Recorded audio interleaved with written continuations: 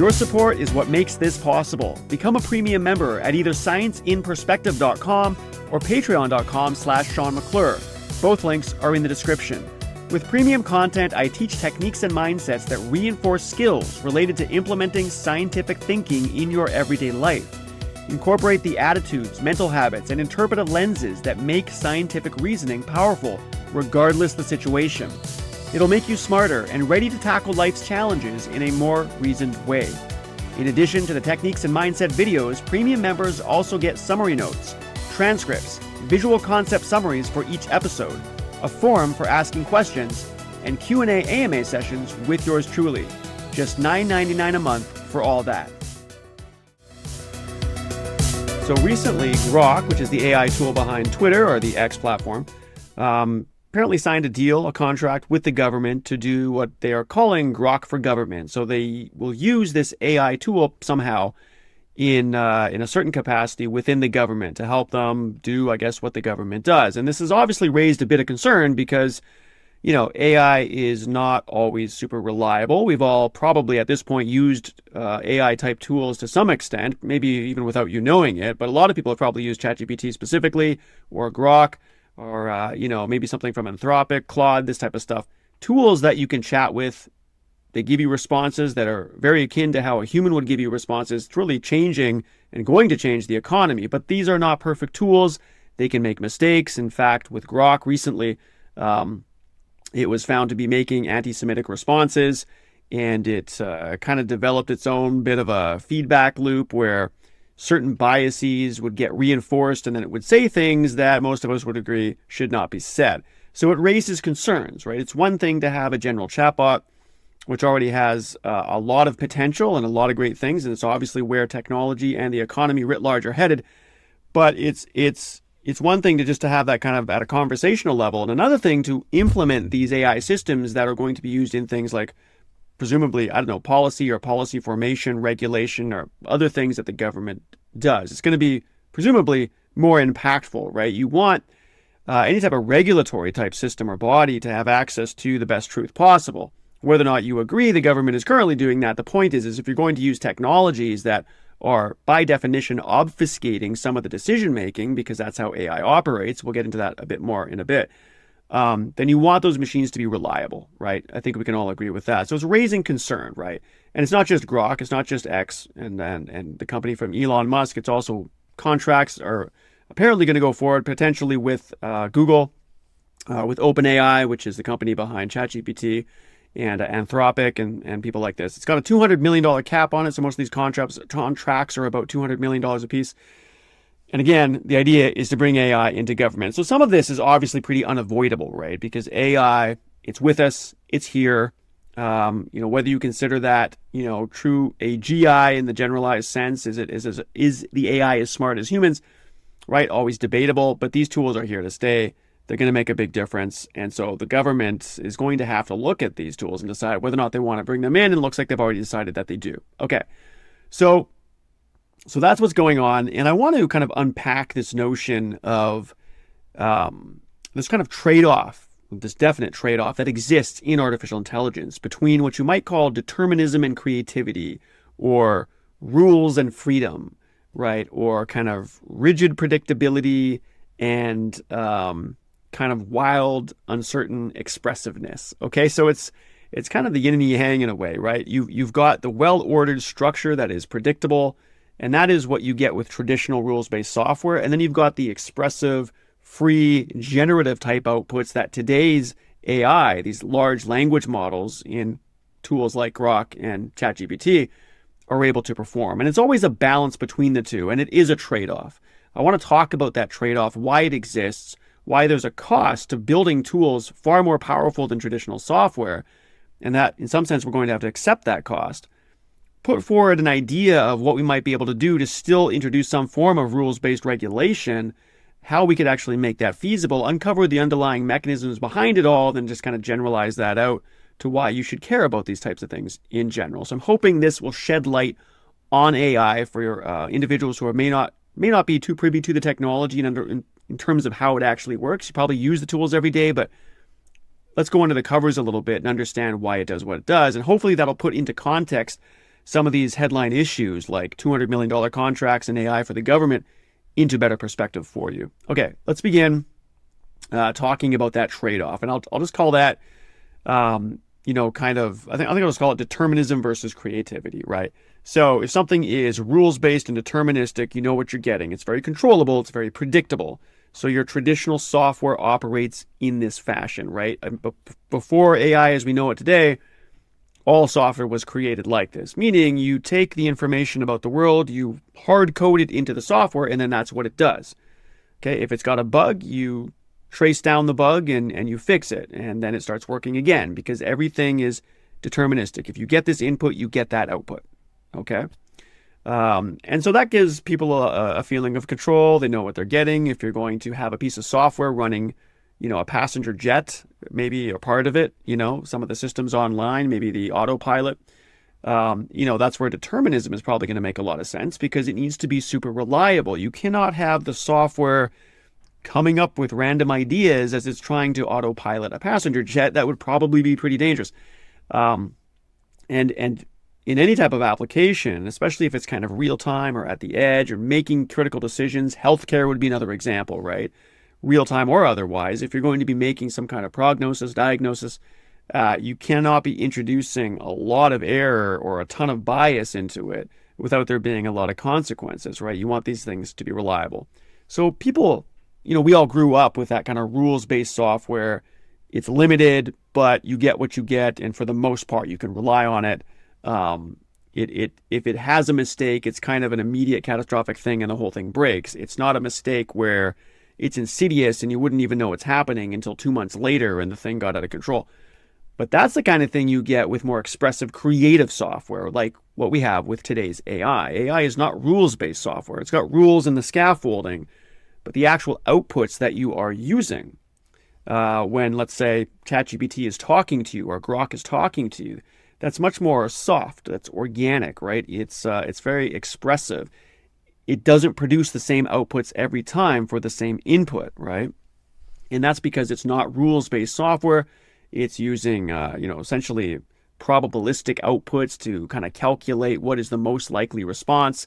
It introduces a level of randomness or entropy, you might call it, that kind of shakes the responses up a little bit, and that allows it to explore more possibilities. So by introducing some randomness into it, and or entropy, more to the point, you explore more possible outcomes, and that's why ChatGPT is able to give you genuinely creative responses, or Grok, or whatever the AI tool is. So in other words, if you want a system to be similar to a human and talk to you maybe the way I am talking to you now, where I don't know exactly what I'm going to say next, but I kind of have an idea, and I'm able to creatively produce these outputs. And if I were to do this episode again, it wouldn't sound exactly the same because I'd be thinking slightly different and I'd have some new ideas, but it would be, on the same topic. If you want a machine to be able to do that, it has to be able to embrace that randomness. It has to be able to embrace that entropy, the uncertainty, in order to introduce creative aspects into it. Okay, so the cost of doing that is that you don't get the reliable, predictable output. It's a trade-off. And so, as you can imagine, if you want to develop an AI that is useful and not just basic, simplistic, rules-based software, then it's going to have to be creative, but it's going to be a trade-off with the predictability. You're not going to be able to predict exactly what you get. You're not going to be able to have full control over the system. And, in some sense, there's no way around that. So the best you could do is try to find a sweet spot of where that is. Okay. So first of all, the first point I want to make is that trade-off is absolute. Okay. But the trade-off between controllable, rules-based determinism and expressive entropy, randomness, creativity, right? You can't have both maxed out. It's a spectrum, and you got to try to find where in the spectrum it makes the most sense. So if ChatGPT or Grok is giving you, I don't know, opinions or presumably facts, but in a way they're kind of opinions, right? Because there's no way to get away from the bias altogether. Hopefully it's mostly fact-based, and wherever it's kind of going off to kind of make connections and make analogies and find correlations, hopefully it's still doing that under an umbrella of responsibility, whatever that means, some type of alignment, as they call it in AI, alignment to human values, without getting into the broader conversation of, well, whose values, right? It's always the issue with alignment. Is it based purely on utility? Is it kind of deontological? I mean, there's all kinds of conversations we could have about that. But generally, you hope that, kind of the majority value system that kind of exists in society is being adhered to when the AI is producing its output. But this is the challenge, is we don't know how to align that exactly. And things can still go wrong because it's a complex system that acts as a complex system does, which can have things like runaway effects. So, for example, if we go back to that example I gave at the beginning where Grok was starting to speak anti-Semitic phrases, right? That was not programmed into the computer, obviously, because things aren't programmed into the computer. When we talk about AI, they emerge. They emerge out of training examples with billions of examples, right, that are being done. So there would have been some anti-Semitic comments, presumably online. There would have been probably much more non-anti-Semitic comments online, but somehow the anti-Semitic comments took off. And sometimes this can happen, like in any complex system, where you get a little piece of something and it starts to aggregate and kind of becomes an attractor, as you might say. And you get into this feedback loop where a small kind of deviation from what is normal starts to grow and then become something that comes to the surface, that rises to the surface. So this is part of the cost of creativity, you might say. It's kind of like a comedian getting up on the stage. That comedian is very funny. That comedian is funny because they're kind of dancing on the edge of what's appropriate, which is pretty common, right? Often the comedian will say pretty edgy things, and they're usually right on the edge of maybe offending somebody or maybe even crossing the line. And sometimes they do cross the line. Sometimes they say something that comes across anti-Semitic, or maybe it's racist, or maybe it's, one of the phobics, whatever it is, right? It just says something that goes against a group in society. And now some people will say the line has been crossed. But that's kind of the cost of comedy, right? Because a good comedian kind of has to be a little bit edgy, kind of has to be a little bit crazy. They have to dance right on that edge, right? I think that's true of any forms of creativity, right? If you're going to be a next painter, if you're going to be a writer, unless you're just going to do the usual run-of-the-mill stuff and kind of almost replicate the process from that maybe other people use, if you want to bypass boundaries, you have to exist on that edge of chaos a bit, right? Not too much, because your life will dissipate into nonsense, but you have to dance on that edge. It's the only way the boundaries get pushed. You have to take that risk. If you're an entrepreneur, you have to, and so forth. I think you get it, right? So it's the same with AI, right? In order for AI to be quote unquote human, or something akin to human, to speak the way that we speak, to create, to find connections and analogies and metaphor, to do what it must do to solve truly hard problems, right? Including maybe in medicine and maybe in government, then it has to be able to dance on that edge. That is the trade-off. So the question is, if we accept that trade-off must exist because that's a fundamental pattern in the universe, there's no way around it, how can we still make sure that, at least to some extent, we can try to get a handle on these kind of runaway effects where all of a sudden Grok starts speaking in an anti-Semitic fashion, or ChatGPT all of a sudden gets racist or something? What can we do to put things in place that act kind of like rules, but rules that don't interfere? Rules that don't interfere with the creativity that we need AI to have. And that's an ongoing question, and that's a really big challenge. And I want to put something forward as an example of how this might work based on what I think is a good scientific understanding of complexity and information. And I'll keep it pretty layman terms, so I won't get too deep to make sure we can all understand. But I think this is a way to think about these AI systems as we start to consider, putting contracts in place where they actually get used in government. So the first one is essentially the notion of debate. I mean, if we think about it, we kind of want AI to have a value system, right? We know that kind of draconian top-down rules and over-regulation just don't work. We see that in society, right? We have historical precedent for such things, right? There is a sweet spot there where we want some level of regulation. We want government to be able to control certain things. We don't want anarchy, most of us. We want, a police force is probably good to have. We want, crime to be taken care of. We want certain things to be acceptable and other things not to. But if you go too far and you overregulate, it always causes a lot of problems. We can't agree on what the definitions of things are. Things get perverted, things get abused, and you end up with kind of either a tyranny or something akin to that, right? Overregulation is not the answer, and it's not going to be the answer for AI. If you bring in a ton of rules to super regulate the outputs that AI produces, then there's no point in having AI. You might as well just go back to rules-based software, right? Where you're deterministically pre-specifying exactly what outputs can be created. So how does society deal with that? And of course, this is an ongoing struggle, but one of the best ways, at least historically, have been things like debates, right? If we are allowed to get onto the debate floor and have back and forth conversations, then we start to find that certain higher level rules emerge. Higher level in the sense that they don't directly interfere with the lower level specifics.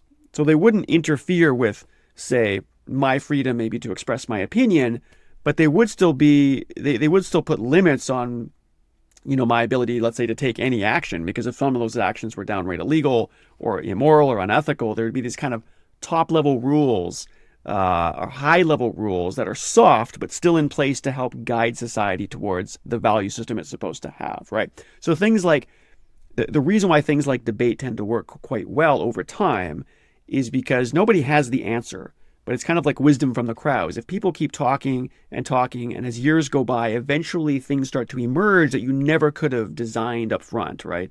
They start to emerge over time. And those tend to be those invariances, those things that don't change when everything else does change. And it's those invariances that are really the nuggets of wisdom. They're not the full answer, but they are definitely worth latching onto because they have survived the variation and the flux of society, right?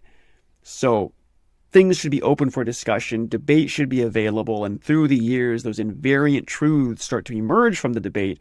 And now we kind of have high-level rules, or at least guidelines, that can help anchor society. You would see this in the courtroom, for example, right? If you think about just law in general, there's lots of cases going on, different lawyers fighting for different cases.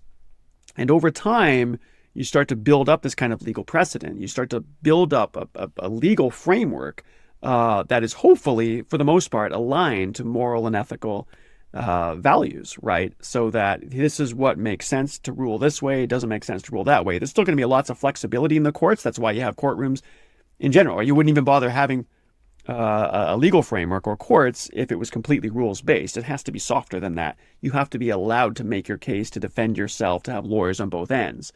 But if you have a top-level, higher-level kind of emerged framework that has come about by many different court battles happening, right? Different cases, then those can still guide the process and we can still have a civilized society that functions. It's that kind of thing. So first point I made is that fundamental trade-off, right? Between that predictable determinism and the entropy-driven, super creative kind of messy side of things. And it's a trade-off. And if you want really good software like AI to do what it does and to solve genuinely hard problems and be something akin to the way to speak the way humans speak and to think the way humans think, you have to embrace that creativity. You have to embrace the errors and the biases that come with it. But we don't want biases to be run away. We want some type of regulation. And so the second point I made is it needs to be a softer type of regulation, the type that tends to emerge from things like debate. So debate, many voices, years and years go by, things start to emerge as invariances. Those invariances tend to be true bits of wisdom because they have survived the variation, right? You see that in legal frameworks, you see that in other examples. So something like that would be worth implementing in AI, and I would call that something like a meta level structure. Okay, it's meta because it's not directly involved in the details. It's meta because it spans many different domains, right? The legal frameworks that are in place are there to be robust against any case that comes in, whether it's a criminal case, whether it's spouse related, whatever it is. It doesn't matter what it is, these laws still tend to hold. There are specifics that go underneath them, but at the high level, these are the most invariant things. These kind of meta structures that emerge, right? That's what's needed, I would argue, as a third point, is something like the debate system that you see, let's say, in society, or should arguably be in society, although lately that's not necessarily the case, but arguably that's a good thing to have. Something like that with AI. Could AI systems be debating each other? So let's say somebody gives a prompt I'm asking something. And instead of that AI just coming back and giving me the answer, first it has a bunch of AI agents that essentially debate each other and try to arrive at an answer that is better and more true, creative, but also kind of regulated in that emergent fashion, right? It's regulated because it didn't just give me its first creative output, right? The AI, let's say Grok, took my question, debated it a little bit, and then gave me the answer. And now there's been this kind of softer filtering that's based on this kind of invariant wisdom that I'm talking about, right? This kind of wisdom that emerges from having a bunch of different opinions. So it's a type of regulation, but it's a type of regulation that respects the creative output that we need from AI. That's, I think, a better direction. Now, a good rebuttal to this would be like, from an engineering standpoint, well, this would be quite taxing from a computational standpoint. It's already a lot of heavy computational lifting just to produce the one output directly, if I'm just talking to Grok or ChatGPT. To have all these different AIs debating each other and then give me an answer with low latency, meaning an answer pretty quickly, would be an immense level of computing power. So what I would propose here is to do this in a pre-trained fashion, right? AI, we could have these different AI agents debating with each other as part of their training. If you take GPT, right, which is generative pre-trained transformer, that's already based on pre-training, right? It takes billions and billions and billions of rows of data, and it finds the correlations within those data, and it settles on these billions, if not trillions, of parameters within its model, so that now when the input comes, it's already ready to give you the answer. Okay, so in other words, the computational load was done before the thing got deployed and you use it. Well, you could do something similar with the debate AIs, right? Let's say you had 7, 8, or 10 AIs. They could pre-train, let's say, on a lot of scenarios that you would come into contact with. And then it would emerge out of that training a kind of top-level metastructure. And it could use that metastructure, kind of like the legal framework that emerges out of a bunch of court cases, right? You could use that emerged metastructure to then guide the responses in essentially real time, because all the training has happened beforehand. It kind of ran through a bunch of simulations, a bunch of different scenarios to produce this emerged debate framework, these nuggets of wisdom that emerged from all these debates it has. And it has access to those nuggets of wisdom anytime it goes to give a response. So it would be kind of like a lookup tree or a probabilistic model or a decision tree, maybe a knowledge graph that it would access essentially in real time to give you a response that's not just based on its own creativity, it being the AI, but it has access to all these debate results, essentially.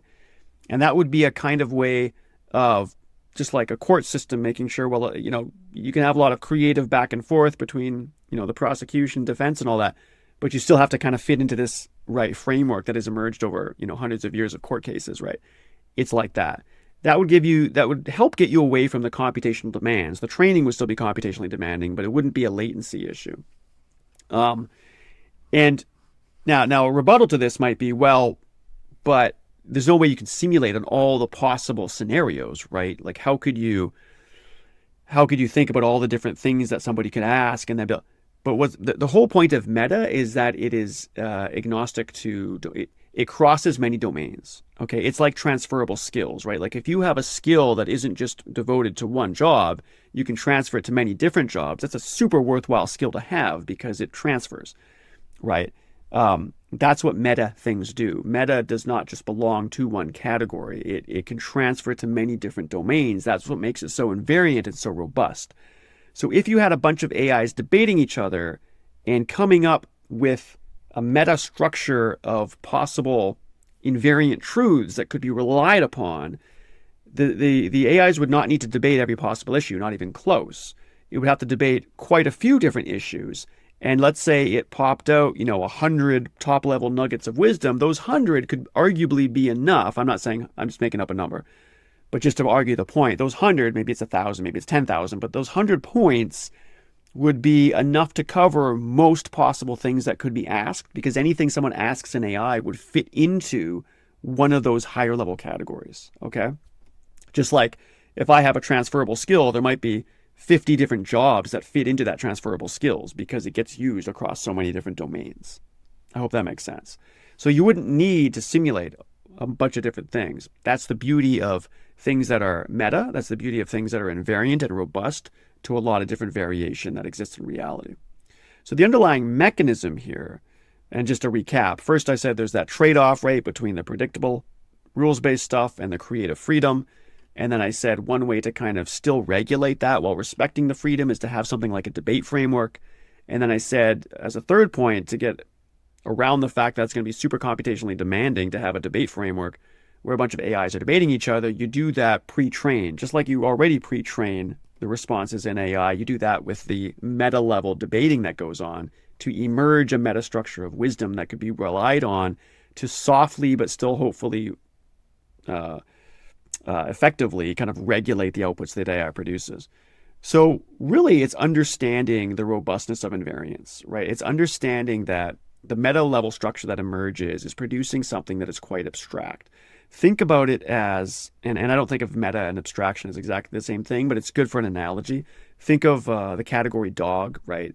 All the breeds of dog with all the different sizes and colors and varieties, they all still go into the category of dog. If I remove 10 of the breeds of dog, the category dog is still there, right? The category dog is very invariant. It's very robust to all the changes you could do at the lower level. That's the beauty of abstraction. And even more to the point, meta. Meta is very, when you rise above the specific details and you operate at the higher level, it's very invariant and robust. So the things that emerge at that level tend to be quite true and they can be relied on. And they don't lean towards a specific bias. It doesn't mean it's completely immune, but they don't lean towards one way because they only survive by having lots of variation underneath feed into it. So if we're talking politically, for example, you'd have the right wings, you'd have the left wings, you'd have people in between, you'd have extremists, you'd have everybody, but only what survives all of that variation would come out as truth on top.